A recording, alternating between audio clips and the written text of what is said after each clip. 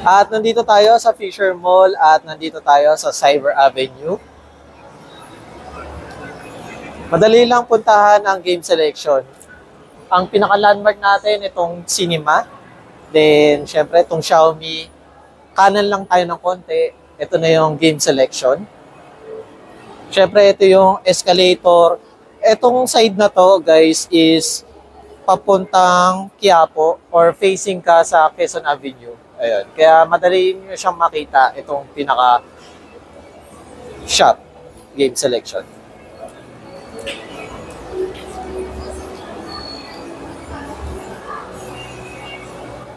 Hello everyone, at nandito tayo sa Fisher Mall dito sa may Quezon Avenue. At syempre, nandito tayo sa game selection. Tatanungin natin kung ano yung mga available retro games or mga retro console. At syempre, titignan din natin kung meron sila mga other console bukod sa mga retro, sa biyahe ko.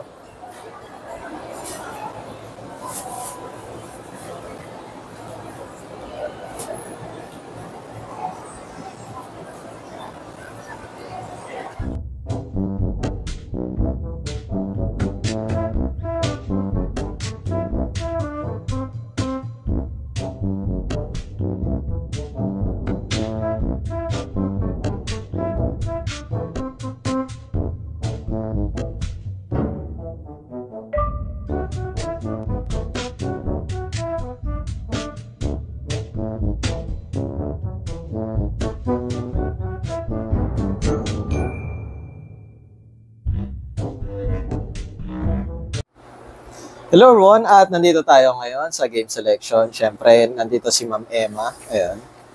Then, syempre, tatanungin natin kung ano yung mga available products or mga services nila. Then, Ma'am Emma, ayun, regarding pala dito sa mga console, syempre, yung iba sa atin is mga millennial or Gen Z, hindi sila aware or hindi nila naabutan. Ano-ano po ba yung mga nandito, Ma'am? Ang mga nandito po is more on mga retro consoles, vintage po. Mga ano po yan sila, more on 90 games po yan siya. Dito naman po, ang tawag po dito is Nintendo 64. Yung mga ganito naman po sa mga Sega. Ito po yung mga Nintendo.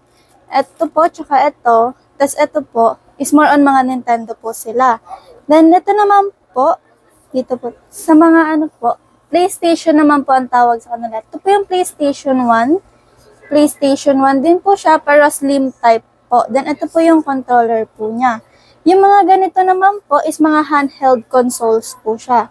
Ito po is Game Boy Advance SP, PS Vita Fat, then ito po is PSP, then ito naman po DS Lite po ang tawag sa kanya.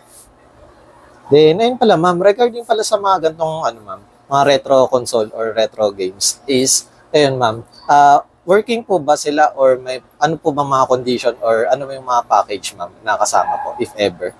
Sa mga ganito naman po, working naman po yan sila lahat. Ang ano po is may mga kasama na po silang games if ever na binili po sila.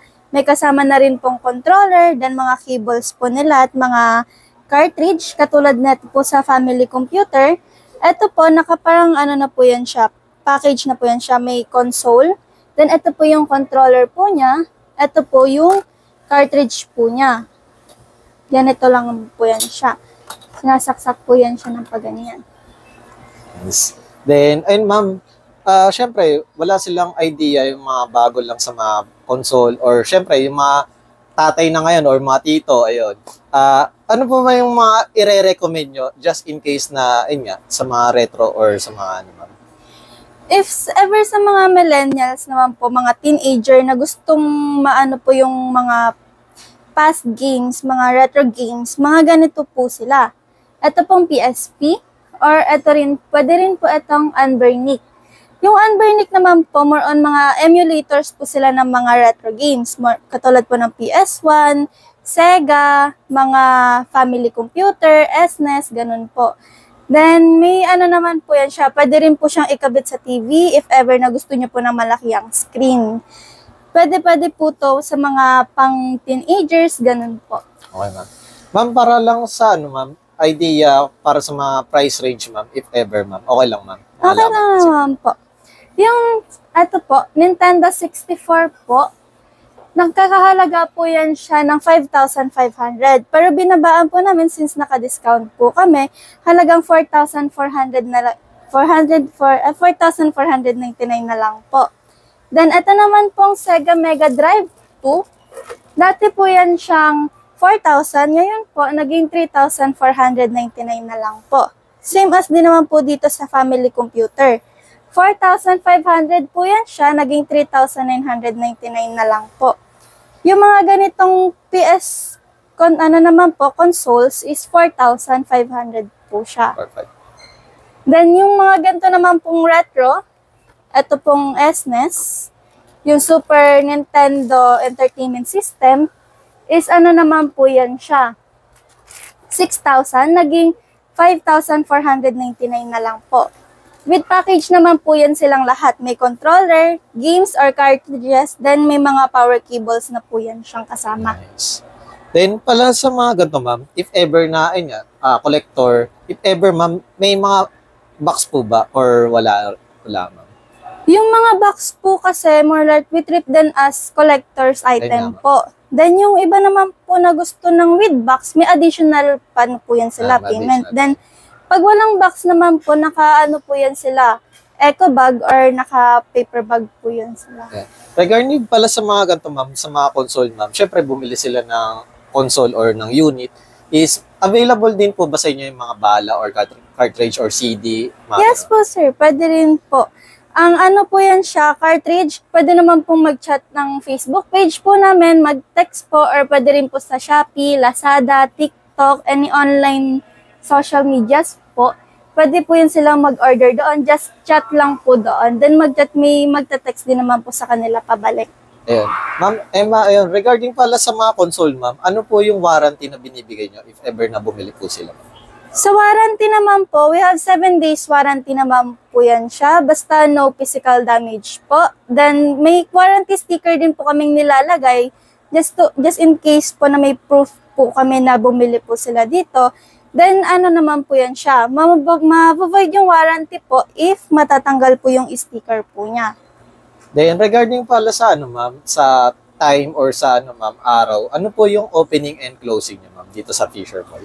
Ang opening closing po namin dito is usually 11 a.m. to 9 a.m. pag weekdays po, like Monday to Thursday po. Then meron din naman po kaming 11 a.m. to 10 p.m. Saturday and po yan siya, Friday.